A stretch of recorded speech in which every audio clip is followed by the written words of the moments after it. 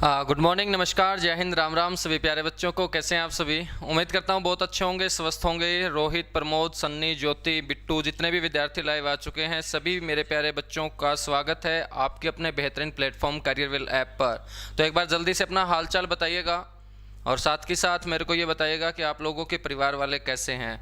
Ajay, Bharti, Arjun, Bittu, Pradeep, Ram Ram, good morning, नमस्कार, जय हिंद। मैं बहुत अच्छा हूँ, आप बताइएगा।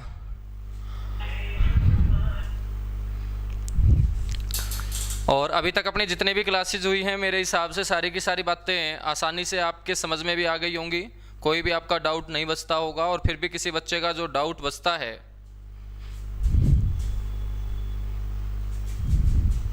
फिर भी यदि किसी बच्चे का डाउट बचता है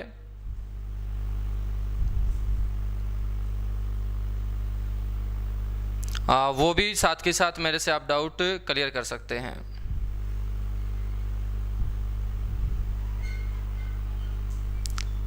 चलेगा, है ना? तो स्टार्ट करें प्यारे बच्चों कल की क्लास से आगे फिर। ठीक है, कल हम बिल्कुल बेसिक सी बातों को लेके चले थे। बताया था मैंने कि अपने हरियाणा का राजकीय पक्षी कौन सा है, राजकीय पशु कौन सा है, अपने हरियाणा की राजकीय भाषा कौन सी है, अपने हरियाणा का राजकीय चिन्ह कौन सा है, अपने हरियाणा का राजकीय हम बात करें फल कौन सा है। राजकीय फल नहीं बताया था ना, 2-3 बातें और बचती हैं बेसिक वो, और आज हम कवर कर लेते हैं। तो बताओ जल्दी से, अपना जो राजकीय फल है वो कौन सा है? अपने हरियाणा का सबसे इज्जतदार फल बताओ। राजकीय फल, इस मौसम में आप बहुत ज़्यादा ये अपने हरियाणा का राजकीय फल खा रहे होंगे।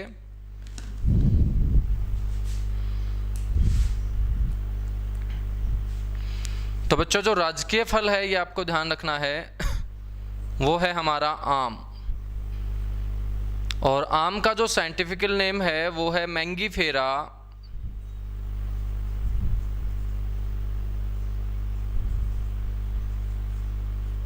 इंडिका। Mangifera indica. तो आपसे पूछ लिया जाए कि हरियाणा का राजकीय फल कौन सा है, तो आपको बोलना है आम। और आम का साइंटिफिकल नेम क्या है? Mangifera indica. इसके पीछे हमने इंडिका वर्ड क्यों जोड़ा? क्योंकि बच्चों, आम का जो जन्म स्थान है वो अपना देश भारत माना जाता है। पूरी दुनिया को आम जिस देश ने खिलाए वो देश कौन सा? अपना देश। इसलिए इसका जब साइंटिफिकल नेम रखा गया तो इसके नाम के पीछे इंडिका जोड़ा गया। और इंडिका शब्द मुंह से निकलते ही मन से आवाज आती है इंडिया की। किसकी? इंडिया की। ठीक है, राजकीय फल है, इज्जतदार फल है, लेकिन बच्चों जब हम इसे खाते हैं लोगों के सामने तो ये हमारी इज्जत ले लेता है ना? आम एक ऐसा फल है जो अकेले में ले जाके खाने में मजा आता है, सबके सामने खाएंगे तो ये मुंह का बुरा हाल बना देता है। ठीक है, तो मुंह का बुरा हाल बना देने के कारण हम बोल देंगे कि अपनी इज्जत ले लेता है, लेकिन बड़ा प्यारा सा और बड़ा अच्छा फ्रूट है अपना आम, जो अपने हरियाणा का राजकीय फल है। राजकीय फल के बाद हम बात करेंगे राजकीय फूल की, फ्लावर की, यानी कि स्टेट फ्लावर कौन सा है? बच्चों, आजकल जो पूरे हरियाणा में खिला हुआ है, पूरे हरियाणा में किसकी सरकार? बीजेपी की सरकार। और बीजेपी के अंदर प्यारे बच्चों कौन सा सिंबल है बीजेपी का? कमल का फूल ही तो उसका सिंबल है। तो कमल को हम क्या बोलेंगे? न्यूलेम्बो न्यूजीफेरा। बच्चों, आपको ध्यान रखना है कि कमल को क्या कहा जाता है? न्यूलेम्बो न्यूजीफेरा कहा जाता है। राजकीय फूल के बाद हम बात करेंगे अपने हरियाणा का जो राजकीय पेड़ है, स्टेट जो अपना ट्री है बच्चों, वो कौन सा है? अपने हरियाणा का सबसे इज्जतदार पेड़ है बच्चों पीपल।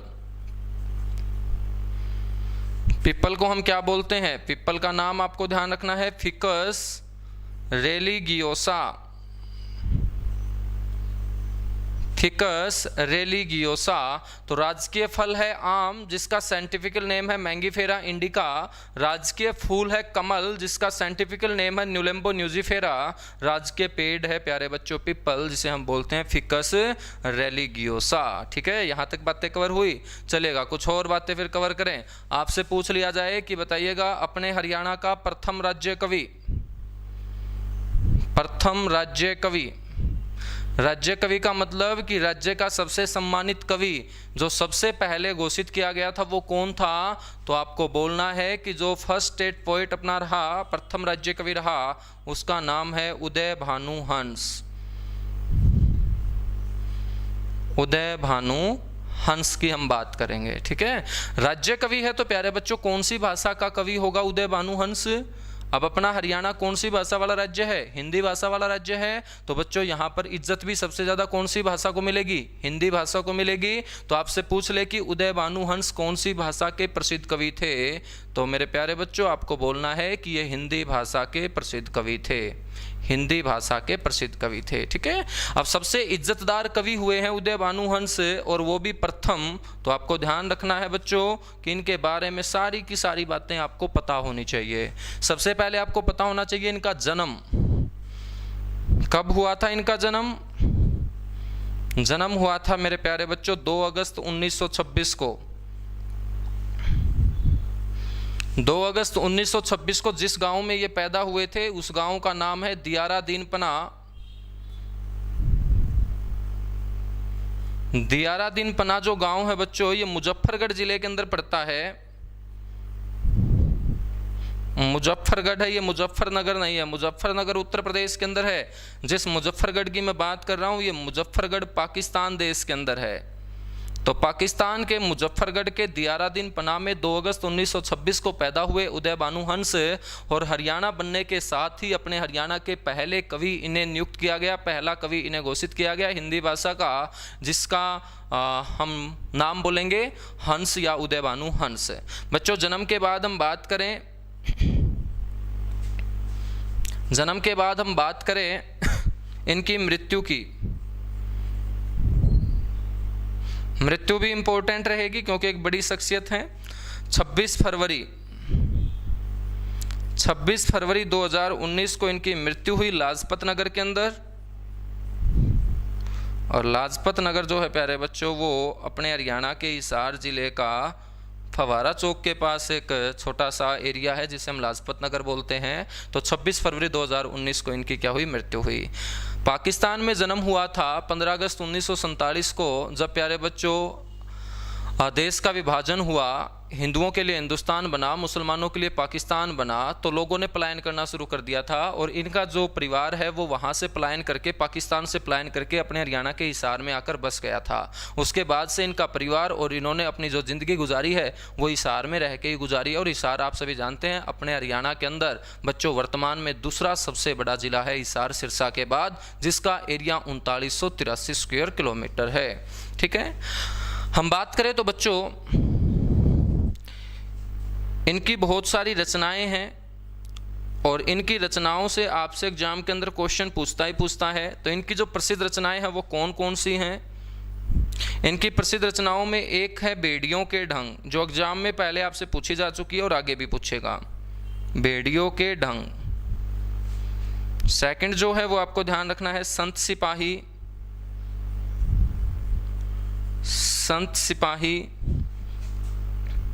नेक्स्ट है हंस मुक्तावली।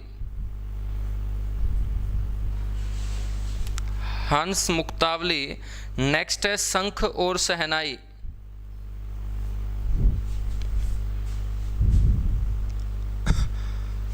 शंख व शहनाई।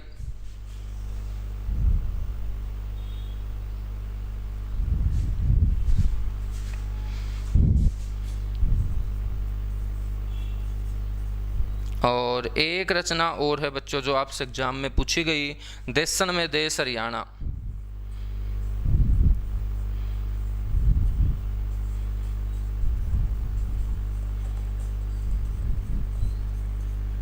देशन में देश हरियाणा। ठीक है,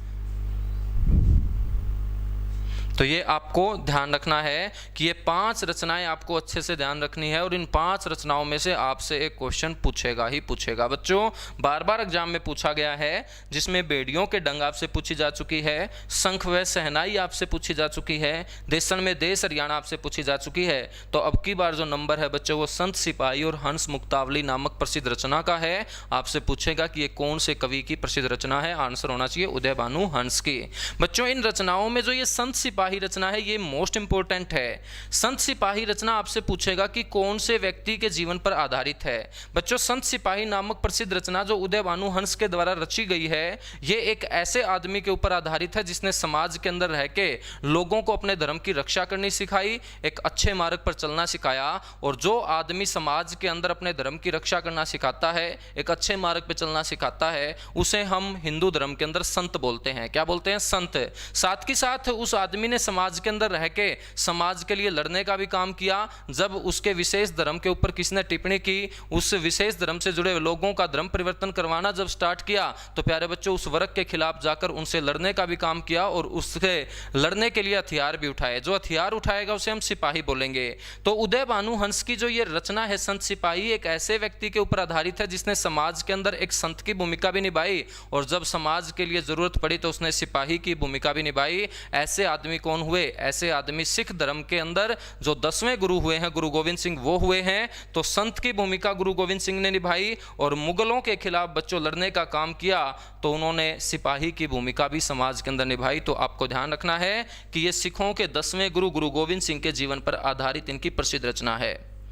10वें गुरु गोविंद सिंह जी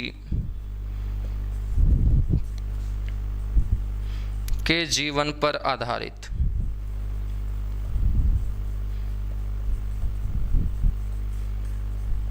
गुरु गोविंद सिंह जी के जीवन पर ये क्या है? आधारित है, जिसका नाम क्या है मेरे प्यारे बच्चों? संत सिपाही है। ठीक है, चलिएगा आगे बढ़े। फिर ये थे हमारे प्रथम राज्य कवि। आपसे पूछ ले कि दूसरे राज्य कवि कौन हुए? अच्छा, उदय भानु हंस के बारे में 2-3 बातें और मैं आपको बता देता हूं। उदय भानु हंस को बच्चों क्या कहा जाता है? रुबाई सम्राट के नाम से भी जाना जाता है। रुबाई सम्राट। पंडित जसराज को कहा जाता है सवर सम्राट, इन्हें कहा जाता है रुबाई सम्राट। क्यों कहा जाता है रुबाई सम्राट? रुबाइयाँ जो है वो एक रचना होती है, वो एक लेखन प्रणाली होती है। कौन से धर्म के अंदर? मुस्लिम धर्म के अंदर। कौन सी भाषा के अंदर रुबाइयाँ लिखी जाती हैं? उर्दू भाषा के अंदर। उर्दू भाषा में लिखी जाने वाली रुबाइयों को प्यारे बच्चों अपने उदय भानु हंस ने हिंदी भाषा में कन्वर्ट करने का काम किया था और ये भारत के पहले ऐसे कवि हुए जिन्होंने उर्दू भाषा में लिखी जाने वाली रुबाइयों को हिंदी भाषा में कन्वर्ट करके दिखाया था। और जब इतना बड़ा महान काम इन्होंने करके दिखाया काव्य क्षेत्र में, तो पंडित जवाहरलाल नेहरू ने भी बच्चों उदय भानु हंस की पीठ थपथपाई थी, क्योंकि आज तक किसी कवि ने ऐसा काम नहीं किया था कि उर्दू भाषा में लिखी जाने वाली रुबाइयों को हिंदी भाषा में कन्वर्ट किया हो। तो सबसे पहले हिंदी भाषा के अंदर रुबाइयों को कन्वर्ट करने का श्रेय भी उदय भानु हंस को जाता है और उसी दिन से इन्हें प्रसिद्धि मिल जाती है। किस नाम से? रुबाई सम्राट के नाम से। रुबाई सम्राट के नाम से। ठीक है, ये आपको ध्यान रखना है। सर दिखाई नहीं दे रहा है साइड में, चलिएगा मैं थोड़ा सा इस साइड लिख देता हूँ, है ना, ये कोई इशू नहीं है बच्चों, चलेगा। अब देखिएगा ये मुजफ्फरगढ़ पाकिस्तान है। मुजफ्फरगढ़ क्या है? पाकिस्तान है। पाकिस्तान तक तो दिख ही रहा है। ठीक है, ये देशन में देश हरियाणा है। ये 10वें गुरु गुरु गोविंद सिंह के जीवन पर आधारित है। आगे मैं ध्यान रखूंगा, एक बार इतना आप नोट कीजिएगा बच्चों। उदय भानु हंस को बहुत सारे पुरस्कार भी मिले, इनके पुरस्कार भी आपको ध्यान रख लेना है। कौन कौन से पुरस्कार उदय भानु हंस को मिले हैं? राज्य कवि का दर्जा मिला गठन के समय ही, और राज्य कवि भी कौन से? पहले राज्य कवि। बच्चों दूसरे पुरस्कार के रूप में इन्हें सूर सम्मान मिला।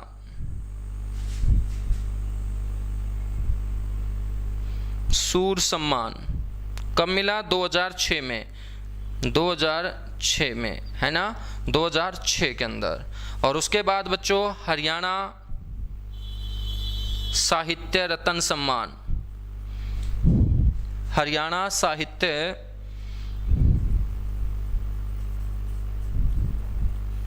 रत्न सम्मान से भी ये नवाजे गए। कब? 2009 के अंदर। बच्चों ये जो संत सिपाही रचना है, इससे खुश होकर उत्तर प्रदेश सरकार द्वारा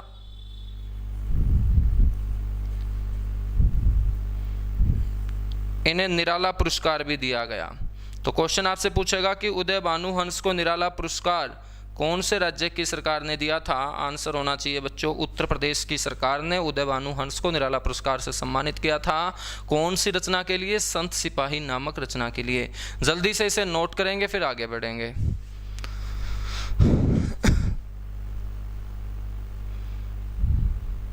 जल्दी से इसे नोट करेंगे फिर आगे बढ़ेंगे।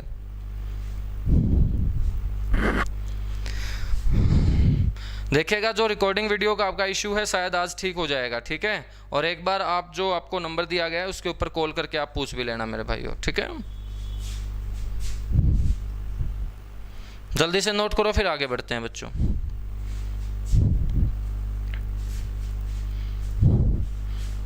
कर चुके होंगे नोट, है ना।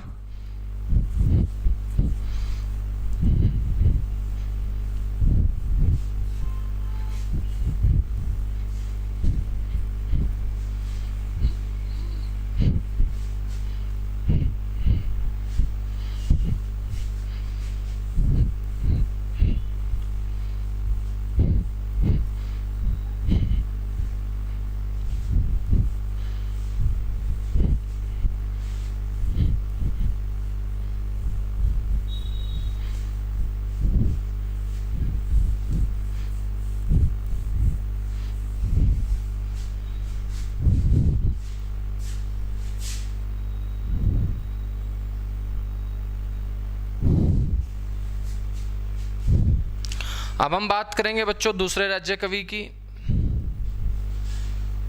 अपने हरियाणा के दूसरे राज्य कवि कौन हुए? हिंदी भाषा के दूसरे राज्य कवि हैं ये, ठीक है। भाषा कौन सी रहेगी? हिंदी भाषा। तो हिंदी भाषा के प्रथम राज्य कवि होने का गौरव प्राप्त है उदय भानु हंस को। तो दूसरे राज्य कवि हुए हैं हिंदी भाषा के अंदर खुशीराम शर्मा।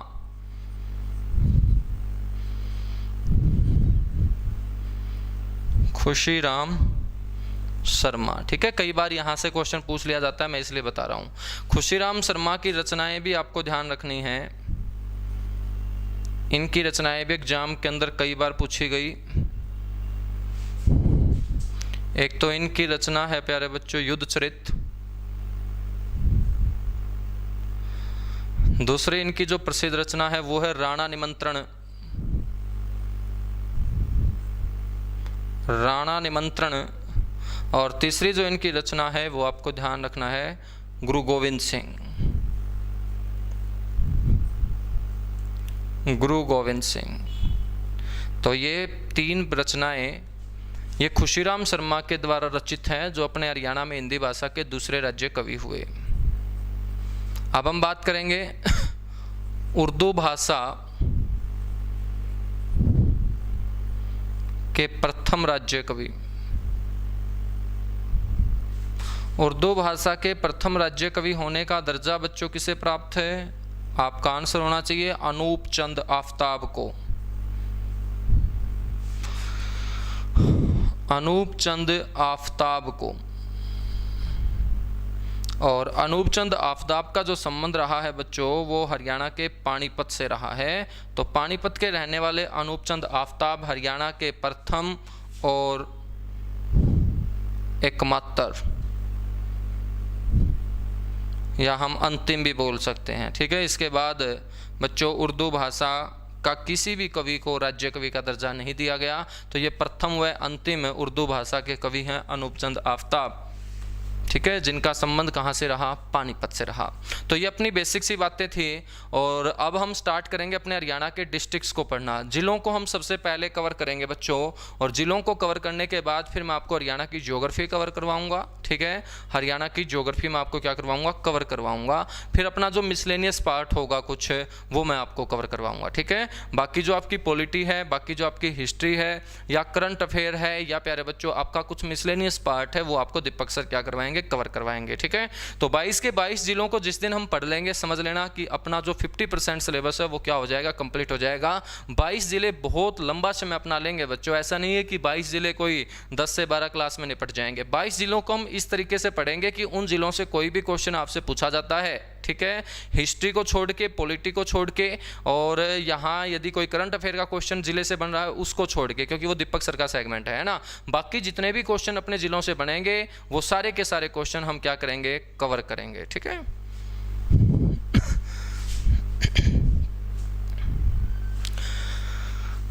तो जिलों के बारे में मैं आपको एक बार डिटेल से बढ़ा रहा हूँ और उसके बाद फिर एक एक जिलों को हम अच्छे तरीके से क्या करेंगे, कवर करेंगे। ऐसे पढ़ लें, राजी हो आप सभी? जिले पहले करवा दूं या ज्योग्राफी पहले करवाऊं? जिले पहले कर लेते हैं, ठीक है। बच्चों आप सभी को पता होगा कि जब अपने हरियाणा का गठन हुआ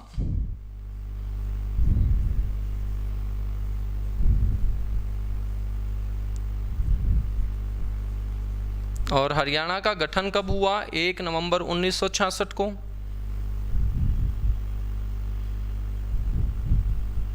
तो बच्चों हरियाणा गठन के जो समय हम बात करें, प्रदेश में जिलों की जो संख्या थी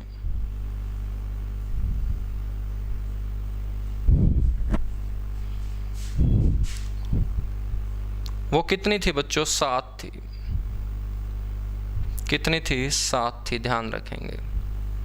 जब अपने हरियाणा का गठन हुआ था और अपने हरियाणा के पास 1 नवंबर 1966 को पूर्वी पंजाब के हिस्से से 35.18% ज़मीन आई थी, जिसे आज हम पूरे हरियाणा वासी 44,212 स्क्वायर किलोमीटर के रूप में चिल्लाते हैं। तो इस 44,212 स्क्वायर किलोमीटर के 1 नवंबर 1966 को केंद्र सरकार के द्वारा 7 टुकड़े कर दिए गए थे। उन्हीं 7 टुकड़ों को हम डिस्ट्रिक्ट बोलते हैं। आज अपना हरियाणा 22 टुकड़ों में बटा हुआ है, जिसे हम 22 जिले बोलते हैं, लेकिन गठन के इसमें अपना हरियाणा 44,212 स्क्वायर किलोमीटर का एरिया उसको 7 टुकड़ों में डिवाइड कर दिया गया था, जिन्हें हम डिस्ट्रिक्ट बोलेंगे।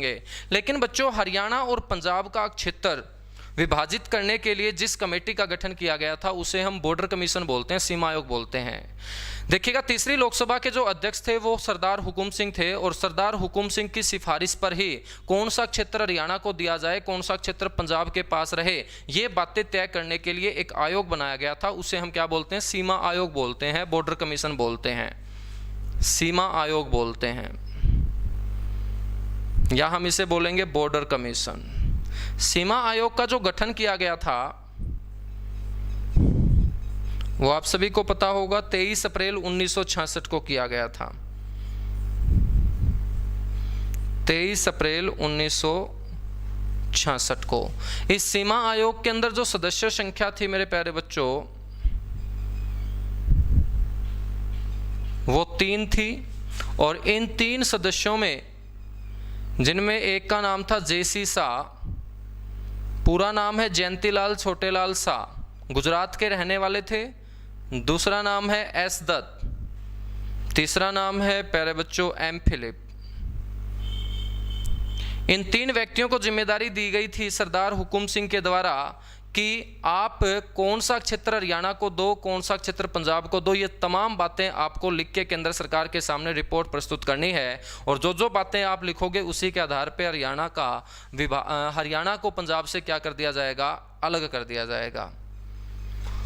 क्या हो चुका है मेरे राहुल भाई?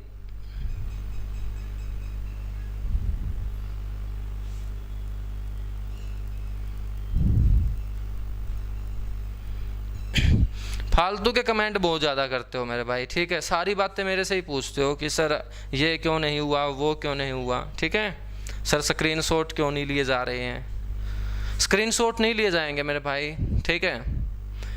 क्यों नहीं लिए जाएंगे? इसलिए नहीं लिए जाएंगे क्योंकि पैसा आपने लगाया है तो नॉलेज आपको मिलनी चाहिए, ठीक है। पैसा आपने लगाया है कंपटीशन के अंदर, कैरियर व्हील के ऊपर आपने बैच परचेज किया है, तो प्यारे बच्चों आप बेनिफिट आप ही उठाइएगा, ठीक है। वरना तो यहाँ से स्क्रीनशॉट ले लेके तुम सभी जगह घुमा दोगे, ठीक है। तो फ़ायदा क्या हुआ फिर तुम्हारे पैसे लगाने का, ठीक है। हाँ, पैसा आपने लगाया है, एक्स्ट्रा आप सीखोगे, एक्स्ट्रा आप सीखोगे तो प्यारे बच्चों आप एग्जाम के अंदर बाकी बच्चों से एक्स्ट्रा नंबर लेके आओगे और फाइनल लिस्ट में आओगे, ठीक है। हाँ, अब ये जो 3 सदस्य थे, इन 3 सदस्यों को जिम्मेदारी दी गई, और इन 3 सदस्यों में जो गुजरात के रहने वाले थे जेसी शाह, उन्हें बना दिया गया अध्यक्ष। जेसी शाह अध्यक्ष बनाए जाने के कारण ही इस सीमा आयोग का जो दूसरा नाम है वो जेसी शाह आयोग है। कौन सा आयोग है? इसे हम शाह आयोग भी बोलते हैं या जेसी शाह आयोग भी इसे हम बोलते हैं। बच्चों इन तीनों सदस्यों ने कौन सा क्षेत्र हरियाणा को पंजाब से दिया जाएगा ये बातें तय की और इन्होंने अपनी रिपोर्ट प्रस्तुत की फिर केंद्र सरकार के सामने 31 मई 1966 को।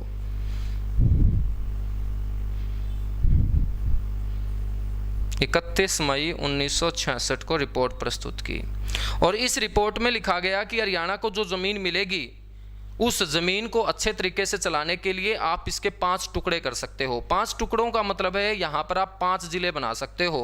बच्चों जो सीमा आयोग ने रिपोर्ट दी थी केंद्र सरकार को 31 मई 1966 को, उस रिपोर्ट के आधार पर इन्होंने बोला था कि हरियाणा के अंदर आप कितने जिले बना दीजिएगा, 5 जिले बना दीजिएगा। लेकिन गठन के समय हरियाणा के अंदर कितने जिले बनाए गए, 7 बनाए गए। तो बच्चों ये जो 5 हैं ये तो सीमा आयोग के आधार पर बनाए जाने तय हुए थे, लेकिन जब 1 नवंबर 1966 को प्यारे बच्चों हरियाणा की घोषणा की गई कि 17वें राज्य के रूप में पूर्वी पंजाब से अलग होकर हरियाणा आ चुका है, तो बच्चों केंद्र सरकार ने बोला कि 44,212 स्क्वायर किलोमीटर की जमीन एक थोड़ी सी बड़ी जमीन हो जाती है, 5 जिलों से काम नहीं चलेगा, अच्छे तरीके से शासन यहाँ पर चले, अच्छे तरीके से यहाँ पर प्रशासन चले और बहुत अच्छे से इस हरियाणा का विकास हो, इसलिए हम 5 की बजाय यहाँ पर क्या जिले बनाते हैं, सबसे पहले 7 जिले बनाते हैं। तो क्वेश्चन आपसे कैसे पूछेगा, क्वेश्चन की लैंग्वेज समझिएगा।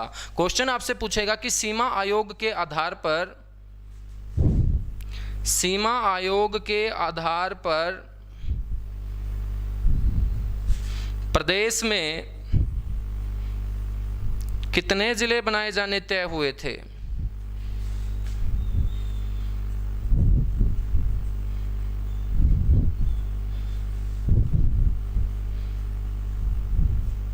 कितने जिले बनाए जाने तय हुए थे बच्चों, तो आपका आंसर होना चाहिए कि 5 जिले बनाए जाने तय हुए थे।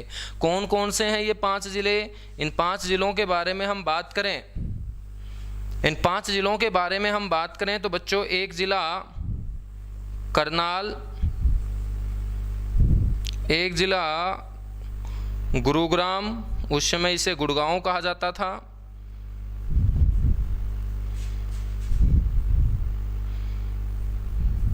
एक जिला महेंद्रगढ़, एक जिला रोहतक और एक जिला बच्चों हिसार। तो सीमा आयोग ने बोला था, जिसे हम बॉर्डर कमीशन बोलते हैं, कि हमने रिपोर्ट में लिख दिया है कि इस 44,212 स्क्वायर किलोमीटर की ज़मीन के ऊपर अच्छे तरीके से प्रशासन चलाने के लिए इस ज़मीन के आप 5 टुकड़े कर दीजिएगा। तो बॉर्डर कमीशन के द्वारा जो रिपोर्ट प्रस्तुत की गई थी केंद्र सरकार के सामने 31 मई 1966 को, उसके आधार पर हरियाणा में कितने ज़िले बनाए जाने तय हुए थे, 5 ज़िले बनाए जाने तय हुए थे। और 5 ज़िले कौन से हैं प्यारे बच्चों, ये हैं। इसके बाद बचे हुए 2 ज़िले वो केंद्र सरकार ने अपनी मर्जी से जोड़े थे। तब जाके हम पढ़ते हैं कि गठन के समय हरियाणा के अंदर जिलों की संख्या 7 होती थी, बाद में केंद्र सरकार ने इन 5 के अंदर एक अंबाड़ा को ऐड कर दिया था और एक जींद को ऐड कर दिया था। तो कुल मिलाकर कितने जिले होंगे, 7 जिले होंगे। लेकिन बच्चों ये एक बेहतरीन क्वेश्चन कवर करवाने के लिए मैंने आपको बात बताई है सीमा आयोग के बारे में। क्वेश्चन आपसे पूछेगा कि बताइएगा सीमा आयोग के आधार पर हरियाणा में कितने जिले बनाए जाने तय हुए थे। आंसर आपका 7 नहीं होना चाहिए, आंसर आपका क्या होना चाहिए, 5 होना चाहिए। ठीक है, अब हम बात करेंगे कि गठन के समय जो ये 7 जिले थे ये कौन कौन से थे। लिख चुके हो इतनी सी बातें, समझ में आ रही है बातें, जल्दी जल्दी कमेंट करो।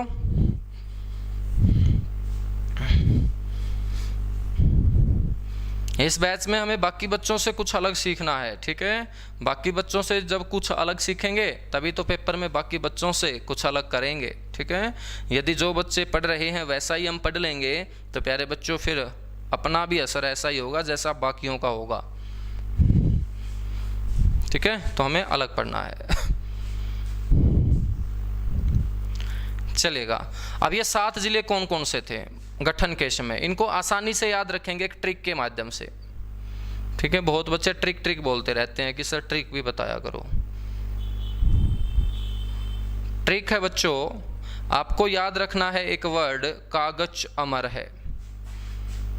कागज को आपको कर देना है अमर, और यदि आप कर दोगे कागज को अमर तो प्यारे बच्चों बुढ़ापे तक आप इन 7 के 7 जिलों के नाम कभी नहीं भूल पाओगे जो हरियाणा बनने के साथ हरियाणा में सबसे पहले बनाए गए थे। कागज में जो कै है इससे बनेगा करनाल,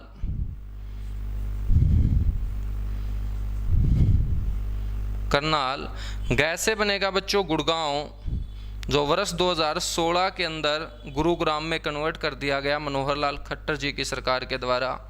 जैसे प्यारे बच्चों जींद जो अपने हरियाणा का दिल है,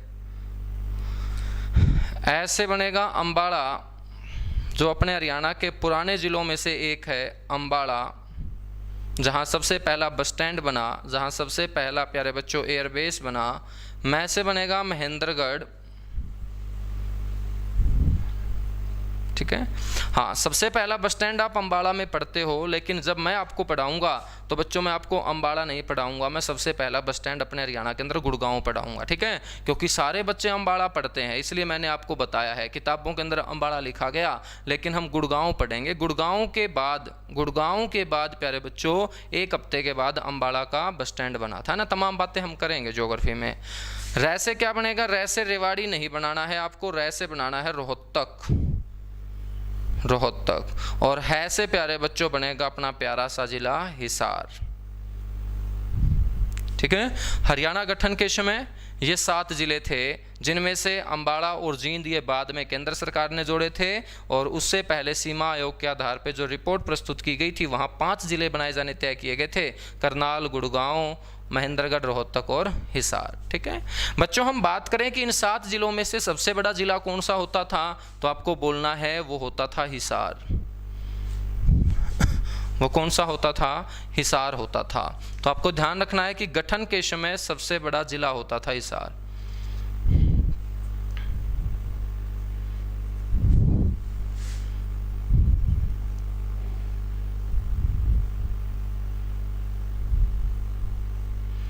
गठन के समय सबसे बड़ा, वर्तमान में कौन है सबसे बड़ा जिला? सिरसा। गठन के समय कौन सा होता था? हिसार होता था। कितना एरिया होता था बच्चों? 13,891 स्क्वायर किलोमीटर। 13,891 स्क्वायर किलोमीटर, ठीक है। सबसे छोटा कौन सा होता था? जींद। बात हो रही है गठन की, आज की बात नहीं हो रही है, ध्यान रखेंगे। गठन के समय 1 नवंबर 1966 की मैं बात कर रहा हूं। गठन के समय सबसे छोटा,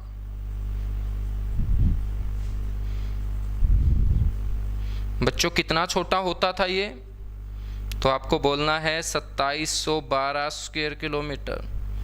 2712 स्क्वायर किलोमीटर जींद के पास ज़मीन होती थी 1 नवंबर 1966 को, और इन 7 जिलों में सबसे छोटा था जींद, इन 7 जिलों में सबसे बड़ा था 13,891 स्क्वायर किलोमीटर के साथ हिसार। बच्चों यदि आपसे क्वेश्चन पूछ लिया जाए कि बताइएगा निम्नलिखित में से कौन सा जिला हरियाणा गठन के समय सबसे बड़ा होता था, तो आप बच्चों हिसार पढ़ के जाएंगे। हो सकता है कि ऑप्शन के अंदर हिसार आपको देखने को ही ना मिले। क्यों? क्योंकि मैंने पहले ही क्लास में आपको बताया था कि जिक्के जो चलती है वो ऑप्शन के आधार पे चलती है। निम्नलिखित का मतलब होता है कि जो 4 ऑप्शन मैं दे रहा हूं, इस क्वेश्चन का आंसर आप इन 4 बातों में से दीजिएगा, ना कि आप कोई किताब के अंदर पढ़ के आए हो या किसी टीचर से पढ़ के आए हो या किसी क्लास के अंदर पढ़ के आए हो। उससे एग्जामिनर को कुछ लेना देना नहीं होता है। जब बच्चों हिसार हम पढ़ के जाएं और हिसार ऑप्शन में ना मिले और आपसे पूछे गठन के समय निम्नलिखित में से सबसे बड़ा जिला कौन सा होता था, फिर हमें हिसार के बाद दूसरा सबसे बड़े जिले की ओर बढ़ना पड़ेगा। तो बच्चों हिसार के बाद जो दूसरा सबसे बड़ा जिला था इन 7 में, वो था करनाल।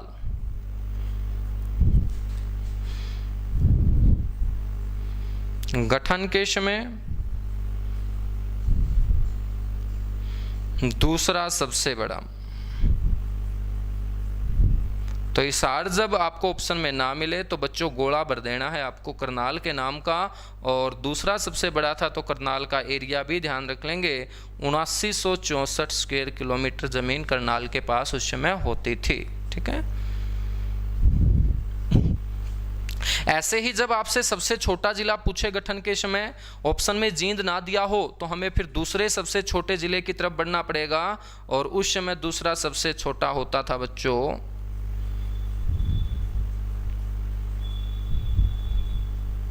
महेंद्रगढ़। कितना एरिया होता था? 3472 स्क्वायर किलोमीटर, ठीक। ठीक है। तो आपको ये 4 बातें आपको ध्यान रखनी है। सबसे बड़ा हिसार ऑप्शन में ना हो तो दूसरा सबसे बड़ा ध्यान रखना है करनाल, सबसे छोटा जींद 7 में से, तो दूसरा सबसे छोटा महेंद्रगढ़ 3474 स्क्वायर किलोमीटर के साथ। आज सबसे बड़ा जिला सिरसा है बच्चों 4277 स्क्वायर किलोमीटर के साथ। दूसरा सबसे बड़ा प्यारे बच्चों हिसार है 3983 स्क्वायर किलोमीटर के साथ। सबसे छोटा फरीदाबाद है 741.9 स्क्वायर किलोमीटर के साथ। और दूसरा सबसे छोटा जिला आज हरियाणा के अंदर पंचकुला है 898 स्क्वायर किलोमीटर के साथ। अगर ये दोनों आ जाएं बच्चों, दोनों आ जाएंगे तो जो सबसे बड़ा है उसी का आंसर दोगे आप। ठीक है, कमाल करते हो पांडे जी आप, है ना। दोनों आ जाएंगे तो फिर तो बात है ही नहीं, है ना। वैसे तो ये चारों ही आ जाएं तब भी तो आंसर सबसे बड़ा हिसार ही होगा। ठीक है, हाँ। अब देखिएगा 1 नवंबर 1966 को अपने हरियाणा के पास ये 7 जिले थे बच्चों। इन 7 जिलों में से जींद एक ऐसा जिला है जिसके साथ कभी भी छेड़खानी हरियाणा सरकार के द्वारा नहीं की गई, लेकिन बाकी जो 6 जिले हैं उनके साथ छेड़खानी इतनी की गई कि इन 6 जिलों से हरियाणा के अंदर 15 जिले और बना दिए गए। 15 और बना दिए गए, 7 पहले थे, इसीलिए आज हम अपने हरियाणा के अंदर 22 जिले पढ़ते हैं। ये किस प्रकार से 15 जिले बने हैं एक बार मैं आपको ये बता के चल रहा हूँ बच्चों। 1 नवंबर 1966 के बाद हरियाणा में जो जिला बना वो 22 तारीख को बना था, दिसंबर का महीना था, 1972 का वर्ष था। 22 दिसंबर 1972 को हरियाणा में कितने जिले आए बच्चों एक साथ? 2 जिले आए। 2 जिले आए। कौन कौन से थे ये 2 जिले? इन 2 जिलों में हम बात करें तो बच्चों एक जिला भिवानी, जो अलग किया गया था किससे? हिसार से। हिसार से ये क्या हुआ था? अलग हुआ था बच्चों। दूसरा जिला भिवानी के साथ कौन आया? सोनीपत। सोनीपत ये किससे अलग हुआ? रोहतक से। कौन सा जिला कौन से जिले से अलग हो रहा है ये मोस्ट इंपोर्टेंट रहेगा बच्चों। भिवानी किससे अलग हुआ? हिसार से। तो रोहतक से अलग कौन हुआ? सोनीपत हुआ। 22 दिसंबर 1972 के बाद हरियाणा में जो जिला बना बच्चों वो 22 से अगली तारीख को बना, 23 होगी। दिसंबर से अगला महीना क्या होगा? जनवरी होगा। और 1972 से अगला साल क्या होगा? 1973। देखिएगा पढ़ाई कितनी आसान है। ठीक है, तो 22 से आगे चलना है 23, दिसंबर से आगे चलना है जनवरी, 72 से आगे चलना है 73। तो 23 जनवरी 1973 को जो जिला बना बच्चों वो कुरुक्षेत्र बना। कुरुक्षेत्र बना। अब आपसे पूछ लिया जाए कि कुरुक्षेत्र किससे अलग हुआ, तो आपको बोलना है कि कुरुक्षेत्र अलग हुआ करनाल से। करनाल से अलग किया गया था कुरुक्षेत्र। और कुरुक्षेत्र प्यारे बच्चों अपने हरियाणा के अंदर कौन से नंबर का जिला बना था ये भी आपको पता होना चाहिए। जो भी जिला सिंगल बनेगा उसका आपको नंबर पता होना चाहिए। 7 बने थे 1 नवंबर 1966 को, 2 बने 1972 में, कितने हुए? 9 हुए। 73 के अंदर जो जिला बनेगा वो हरियाणा के अंदर कौन सा जिला होगा? 10वां जिला होगा। तो क्वेश्चन आपसे ये भी तो पूछा जा सकता है कि हरियाणा के अंदर 10वां जिला कौन सा बना था? आंसर होना चाहिए कुरुक्षेत्र। कुरुक्षेत्र कौन सा जिला बना था? हरियाणा के अंदर 10वां जिला बना था। 23 जनवरी 1973 के बाद हरियाणा में जो जिला बना वो 1 सितंबर 1975 को बना। 1 सितंबर 1975 को बच्चों उसका नाम क्या है? सिरसा, जिसे संतों की नगरी कहा जाता है। हरियाणा की वन नगरी भी सिरसा को कहा जाता है। और सिरसा जो है प्यारे बच्चों ये अलग किया गया था किससे? हिसार से। और हिसार से अलग होकर ये अपने हरियाणा के अंदर आया था 11वें जिले के रूप में। 11वें जिले के रूप में।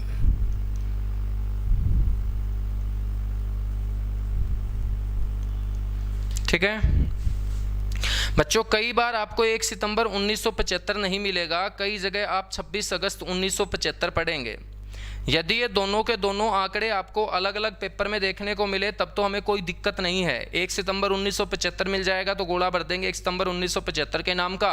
1 सितंबर 1975 नहीं मिलता है, 26 अगस्त 1975 मिलता है तो गोला भर देंगे 26 अगस्त 1975 के नाम का। ठीक है बच्चों, लेकिन दिक्कत तब आएगी आपको जब ये दोनों के दोनों ऑप्शन में हो। और जब दोनों के दोनों ऑप्शन में हो तो टिक करेंगे बच्चों 1 सितंबर 1975 को।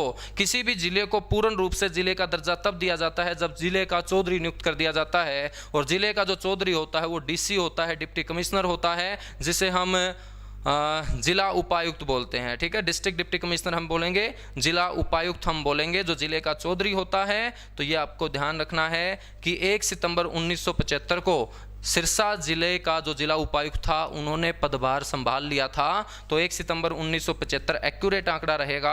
26 अगस्त 1975 प्यारे बच्चों सिरसा को घोषित किया गया था कि सिरसा को ये ज़मीन मिलेगी। सिरसा का सारा आंकलन कर लिया गया था, ठीक है। तो 1 सितंबर को क्या है, यहाँ पर सिरसा का डीसी ने अपना पदभार संभाल लिया था।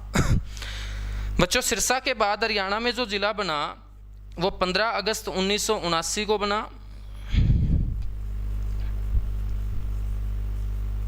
15 अगस्त 1979 और 15 अगस्त 1979 को जिला बना कौन सा बच्चों, जो बाबा फरीद ने आबाद किया था। और बाबा फरीद के द्वारा आबाद किया गया क्षेत्र क्या कहलाता है, फरीदाबाद कहलाता है। कोई भी शहर इस पूरे देश भारत के अंदर जिसके पीछे आबाद हो तो समझ लेना वो आबाद हुआ है आगे वाले नाम के कारण। आगे वाला नाम यदि धरती पे ना आता कभी भी वो क्षेत्र आबाद नहीं होता। बच्चों यदि एलना नाम की लड़की ना आती हरियाणा के अंदर तो कभी भी एलना आबाद नहीं होता। बच्चों यदि फिरोज शाह तुगलक के पुत्र पैदा ना होता और उसका नाम फिरोज शाह तुगलक फतेह ना रखता कभी भी बच्चों ये फतेहाबाद नहीं होता। यदि हम बात करें अहमद शाह अब्दाली भारत नहीं आता तो प्यारे बच्चों कभी भी गुजरात के अंदर अहमदाबाद नाम का शहर नहीं बन पाता। यदि बच्चों बाबा फरीद यहाँ नहीं आते जो जहांगीर के कोषाधिकारी थे तो ये कभी भी फरीदाबाद नहीं कहलाता, ठीक है। फरीदाबाद जो है ये अलग हुआ किससे, गुरुग्राम से।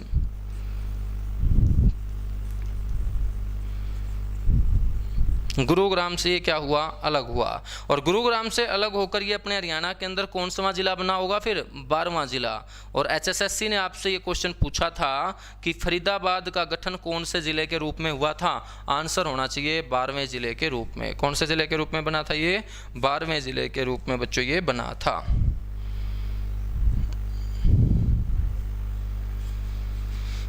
बातें हुई कवर, बहुत अच्छे। 15 अगस्त 1979 के बाद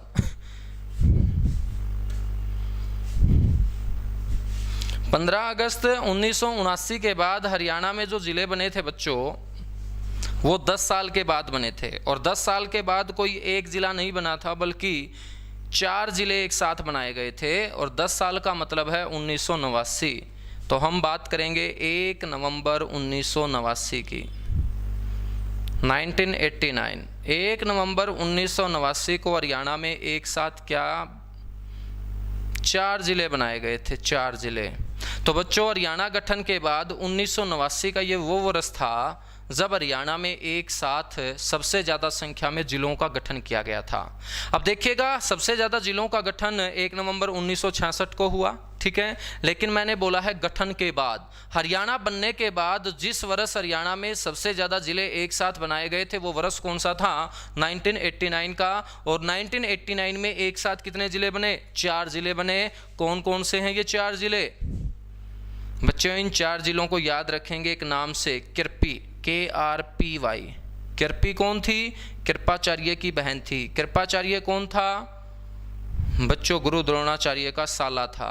तो गुरु द्रोणाचार्य की जो पत्नी है उसी को हम कृपी बोलते हैं। उसी का दूसरा नाम ललिता है। उसी को कौरवों और पांडवों के द्वारा बड़ी माता के नाम से जाना जाता था। और उसी माता के सम्मान में प्यारे बच्चों गुरुग्राम के अंदर एक बहुत बड़ा मंदिर बन रहा है। अब दोबारा से उस मंदिर का पुनर्निर्माण किया जा रहा है बच्चों हरियाणा सरकार की तरफ से। और उस मंदिर का नाम है शीतला माता मंदिर। तो जो माता शीतला हैं बच्चों वो गुरु द्रोणाचार्य ही की तो पत्नी है। और माता शीतला का एक नाम क्या है, कृपी भी है, ठीक है, बड़ी माता भी है। अपने शरीर के ऊपर जब बड़े बड़े दाने निकल आते हैं तो घरवाले क्या बोलते हैं कि बड़ी माता निकल आई है। बच्चों जब छोटे छोटे दाने निकल आते हैं तो घरवाले क्या बोलते हैं कि छोटी माता निकल आई है। इसका मतलब बच्चों जब अपने शरीर के ऊपर बड़े बड़े दाने निकल के आते हैं तो कोई ना कोई एक माता हमसे नाराज हो जाती है। और जो माता हमसे नाराज हो जाती है वो गुरु द्रोणाचार्य की पत्नी शीतला माता है जो हमसे नाराज हो जाती है। फिर हम उस चेचक को, उस चिकन पॉक्स को, उस बड़े बड़े दाने को ठीक करने के लिए शीतला माता के आगे ही अपना मत्था झुकाते हैं। तब जाके माता प्यारे बच्चों हमसे खुश होती है और हमें आशीर्वाद देती है और अपना चेचक क्या हो जाता है, ठीक हो जाता है। तो चेचक के रोगियों के लिए जो प्रसिद्ध है माता वो भी कौन सी है, कृपी माता है ना। तो कृपी से याद रखेंगे 4 जिले।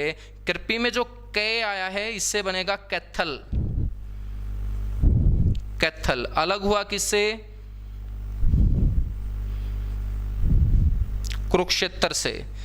बच्चों ध्यान रखना है, कैथल जो है वो कुरुक्षेत्र से अलग हुआ है, ना कि करनाल से अलग हुआ है। मोस्ट इंपॉर्टेंट क्वेश्चन है, ध्यान रखेंगे ना। सभी जगह करनाल से लिखा गया होगा तो बच्चों आपको कुरुक्षेत्र से पढ़ना है, ठीक है। यदि ऑप्शन में कुरुक्षेत्र ना हो, यदि ऑप्शन में कुरुक्षेत्र ना हो, फिर आपको ध्यान रखना है कि कुरुक्षेत्र किससे निकला है? करनाल से निकला है। बच्चों कुरुक्षेत्र ऑप्शन में ना हो और कैथल आपसे पूछे किससे अलग किया गया, तब आप आंसर दे सकते हैं करनाल से अलग किया गया। लेकिन जब तक ऑप्शन में कुरुक्षेत्र बैठा होगा, करनाल की तरफ देखना भी नहीं, ठीक है। रै से क्या बनेगा? रै से बनेगा मेरे प्यारे बच्चों रेवाड़ी। रेवाड़ी अलग हुआ किससे? महेंद्रगढ़ से। महेंद्रगढ़ से ये क्या हुआ? अलग हुआ, ठीक है। रेवाड़ी शहर का जो नाम रेवाड़ी पड़ा है वो राजा रेवत की पुत्री हुई महाभारत काल के अंदर ही रेवती, और इस रेवती को घरवाले प्यार से रेवा रेवा पुकारते थे, इसलिए राजा रेवत ने इस जमीन का नाम अपनी पुत्री के नाम पे रेवावाड़ी रख दिया था। बच्चों ये जो रेवा थी ये पत्नी है किसकी? ये भगवान श्री कृष्ण के जो बड़े भाई हुए बलराम, जिन्हें हलदर के नाम से भी हम पुकारते हैं, तो प्यारे बच्चों उन्हीं की ये क्या है? पत्नी है। तो राजा रेवत ने अपनी पुत्री रेवती की शादी में ये सारा का सारा रेवावाड़ी वाला इलाका बलराम को दहेज के रूप में दे दिया था, और बलराम को दहेज के रूप में जो शहर मिला था उसी शहर को बलराम ने अपनी राजधानी बनाया था। तो बच्चों ये जो रेवाड़ी है ये बलराम की राजधानी हुआ है इतिहास के अंदर, ये आपको ध्यान रखना है, ठीक है। गुड मॉर्निंग भाई जो लेट से जुड़े हैं। पी से क्या बनेगा? पी से बनेगा बच्चों पानीपत। पानीपत किससे अलग होगा फिर? पानीपत करनाल से अलग होगा, करनाल से अलग होगा।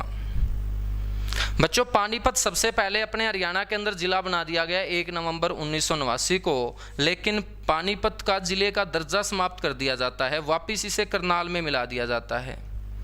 और आपसे पेपर में यही पूछा गया कि इसके ज़िले का दर्जा कब समाप्त कर दिया गया था। 1 नवंबर 1989 को बेचारे पानीपत को ज़िले का दर्जा मिला करनाल से अलग होकर, लेकिन कुछ समय के बाद ही यानी कि 24 जुलाई 1991 24 जुलाई 1991 को इसका जिले का दर्जा क्या कर दिया जाता है? समाप्त कर दिया जाता है, ठीक है। तो इसका मतलब पानीपत हरियाणा से जिला हट जाता है, लेकिन आज पानीपत को हम अपने हरियाणा के अंदर जिला पढ़ते हैं, तो बच्चों फिर इसका दोबारा से क्या हुआ होगा? गठन हुआ होगा, दोबारा से जिले के रूप में गठन।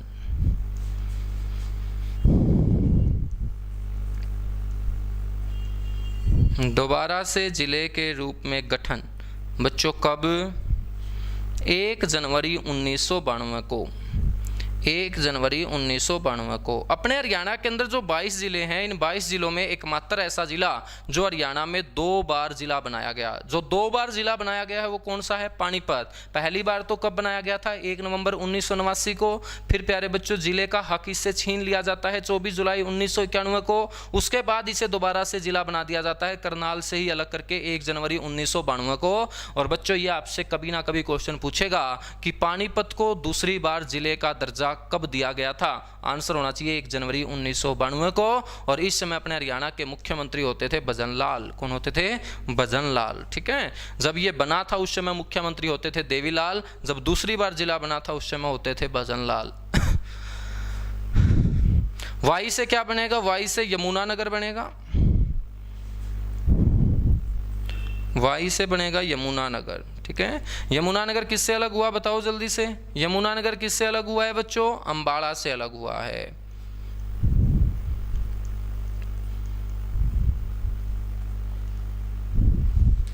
अंबाला से क्या हुआ है? अलग हुआ है, ठीक है। यहां तक बातें कवर हुई? जल्दी से कमेंट कीजिएगा, सारी बातें समझ में आ रही होगी अच्छे से। कोई दिक्कत है, कोई डाउट है तो साथ के साथ क्लियर करते चलेंगे मेरे प्यारे बच्चों। एग्जाम में बैठने से पहले हरियाणा जीके के अंदर एक भी डाउट माइंड में नहीं बचना चाहिए, ठीक है। सारे के सारे डाउट आपको क्लियर करने हैं एग्जाम के पॉइंट ऑफ व्यू से। ऐसा नहीं है कि घर से ही क्वेश्चन बनाओ,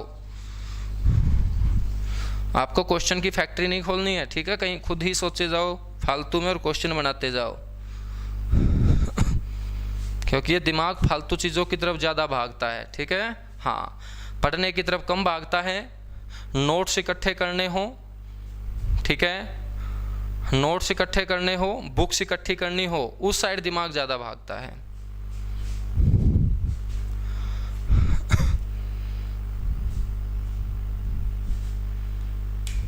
चलिए आगे बढ़ते हैं फिर।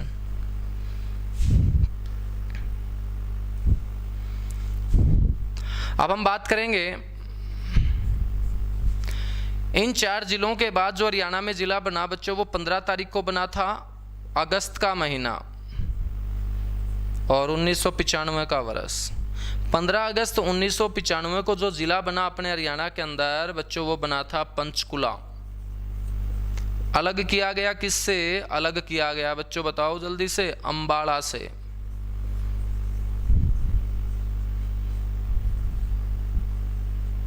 अंबाला से अलग किया गया। अब 15 अगस्त 1995 को पंचकुला हरियाणा के अंदर कौन सा जिला बना होगा? काउंट करना आप, तो नजर आएगा 17वां जिला। तो 17वें जिले के रूप में प्यारे बच्चों पंचकुला का गठन हुआ था अंबाला से अलग होकर। 15 अगस्त 1995 के बाद हरियाणा के अंदर जो जिले बने वो 15 तारीख को ही बने, महीना जुलाई का था बच्चों और वर्ष 1997।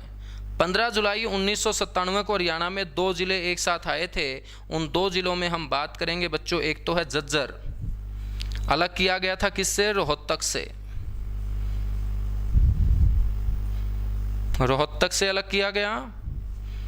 तो दूसरा है बच्चों फतेहाबाद। फतेहाबाद का बर्थडे भी कब आता है? 15 जुलाई को आता है। झज्जर और फतेहाबाद दोनों भाई हैं, ठीक है, जुड़वा भाई हैं। इनका बर्थडे एक ही दिन आता है 15 जुलाई 1997 को। तो फतेहाबाद किससे अलग हुआ प्यारे बच्चों? हिसार से अलग हुआ। हिसार से अलग हुआ। हिसार से ये क्या हुआ है? अलग हुआ है, ठीक है। हिसार से क्या हुआ? अलग हुआ। 15 जुलाई 1997 के बाद 15 जुलाई 1997 के बाद हरियाणा में जो जिला बना वो 4 तारीख को बना था बच्चों, चौथा ही महीना था और 5 की साल थी। तो आपको ध्यान रखना है 4-4-5। 4-4-5 का मतलब है 4 अप्रैल 2005। 4 अप्रैल 2005।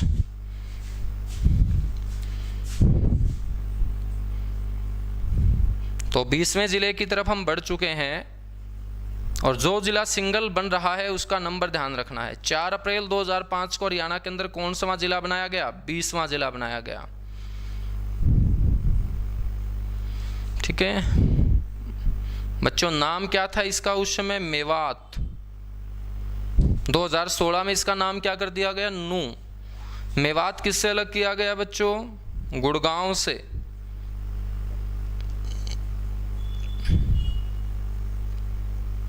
गुड़गांव से अलग किया गया।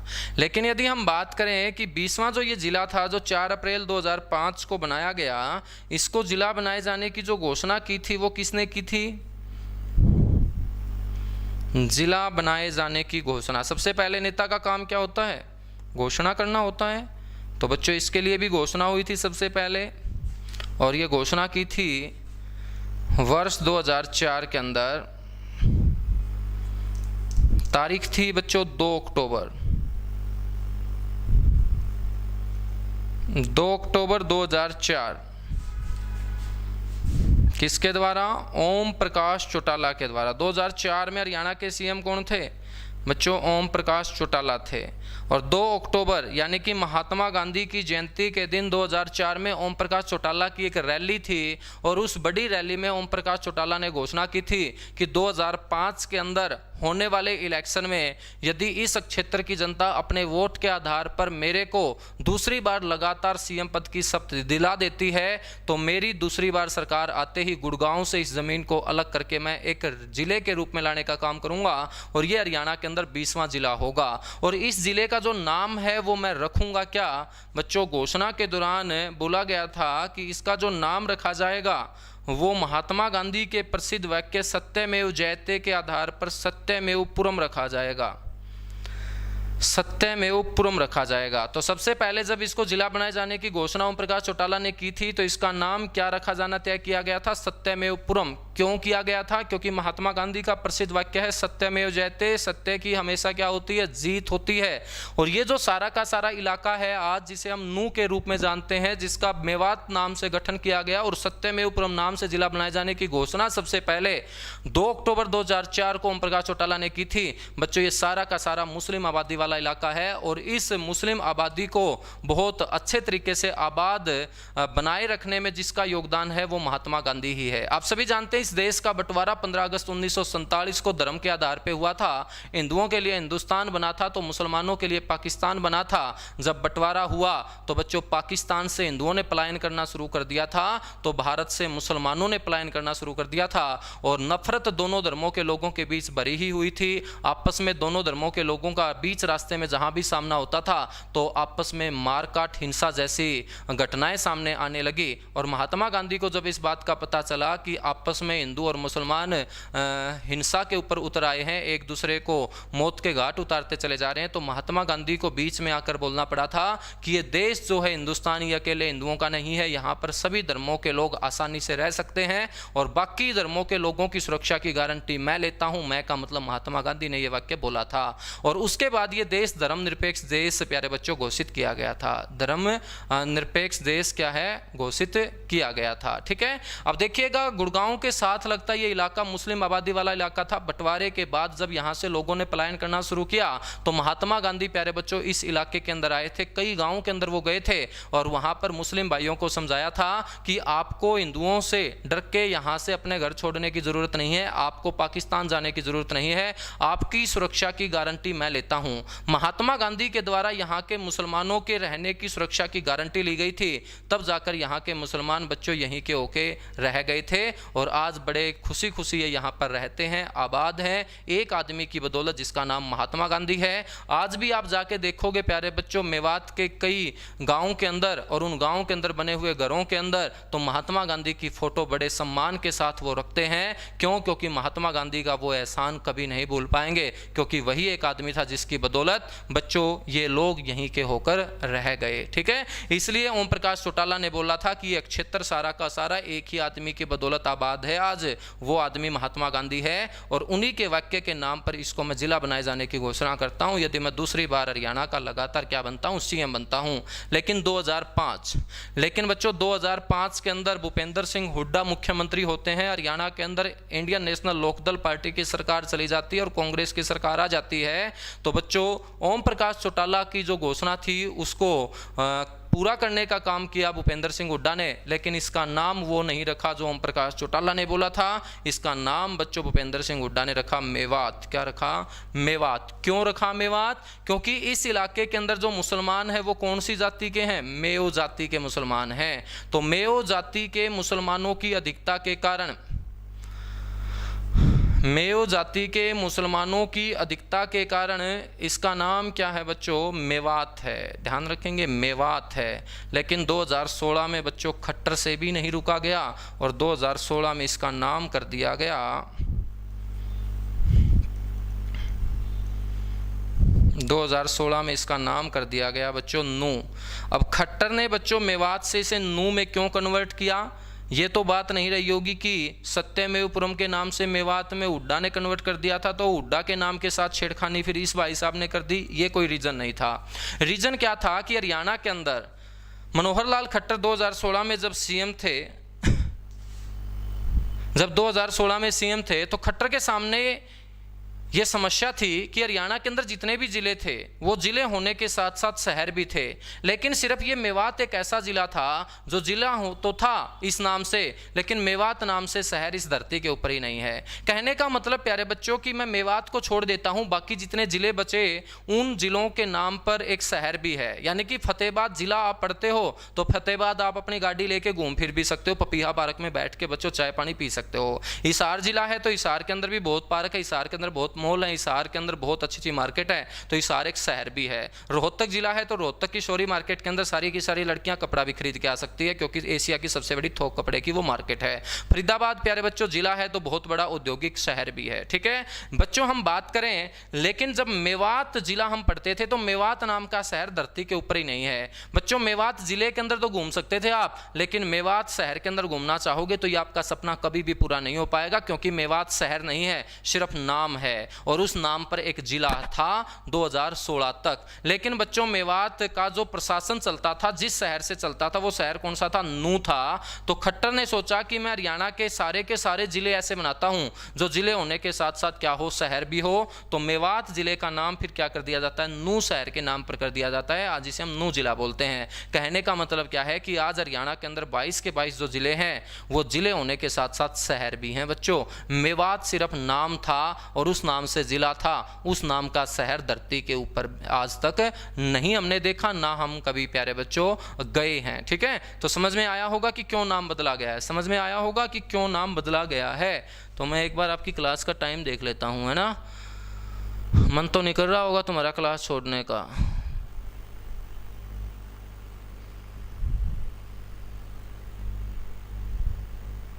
तो बच्चों आज हम इतना ही करते हैं, बाकी हम